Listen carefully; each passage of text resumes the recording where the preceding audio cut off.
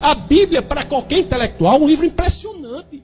A Bíblia é um livro impressionante. São 66 livros, 39 do Antigo Testamento, 27 do Novo Testamento, escrito por cerca de 40 autores. Você vê livros sobre as mais diversas áreas. Você tem livros de estilos literários totalmente diferentes. Você pega livros históricos. O livro de Atos. O livro de Atos tem 84 fatos que são de maneira indubitável provados ou pela história ou pela arqueologia. Você reúne esses 66 livros que foram escritos num período de 1500 anos. 1500 anos, em lugares totalmente diferentes. Os livros de Moisés escritos em desertos, alguns livros escritos em prisão, alguns livros de Paulo. João escreveu o último dos livros, Apocalipse, na ilha de Patmos. Você olha para tudo isso e você não encontra uma só dificuldade que não tem uma solução razoável. Não há contradição real na Bíblia. A pessoa vai escrever um livro só. Eu vou escrever um livro mesmo. Eu tenho que revisar 1000 vezes, que eu acho às vezes problema. Eu sozinho pensando dia e noite, a banda fica pensando, ai meu Deus, eu acho contradição. O que eu vou falar de 40 autores escrevendo 66 livros num período de 15 séculos e você analisa, não há uma solução? Você olha para a pessoa de Jesus Cristo. Outra coisa que eu me impressionei sobre o cristianismo é a única religião do mundo que é investigável. Investigável. O que Paulo diz na 1 Coríntios capítulo 15, verso 14, é uma coisa impressionante.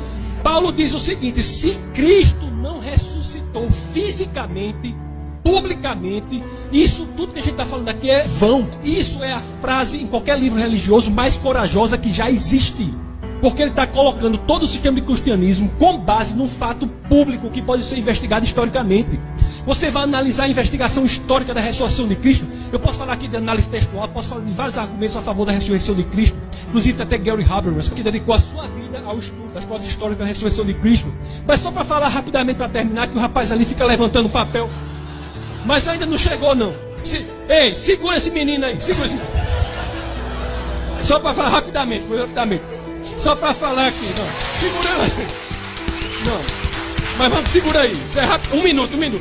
Mas só vou falar só isso para você falar que a gente aqui não está lidando com a ficção. A gente não está lidando com a brincadeira. Você olha que a ressurreição de Cristo é uma coisa impressionante, tem várias provas. Uma delas, eu estava até conversando com alguém aqui, não sei se era o almoço, estava conversando a mudança de testemunho dos apóstolos. Você olha que quando Jesus morre, quem eram os apóstolos? Era um povo frouxo. O povo frouxo, povo covarde. Quando Jesus morre, o que acontece? Pedro volta a pescar, tudo acaba, ninguém fala, aquele povo tudo frouxo. Morreu Jesus, todo com medo, não sei o quê. A experiência do Cristo ressuscitado, ressurrecto, juntamente com o que acontece em Atos 2, você pega essa experiência, muda radicalmente a vida dessas pessoas. Como é que pessoas tão covardes, tão temerosas, se tornam pessoas tão corajosas, que se deixam torturar, perseguir, torturar e morrer, sem negar o fato histórico da ressurreição de Cristo. Todos os apóstolos de Cristo foram perseguidos, torturados e mortos, à exceção de João, que estava preso na ilha de Patmos, onde inclusive escreveu o Apocalipse. Todos os demais foram perseguidos, torturados e mortos sem negar. Por que teriam feito isso se isso não fosse a verdade? O que foi que ganharam com isso? Cristo é a verdade. Eu estou terminando agora. Cristo é a verdade.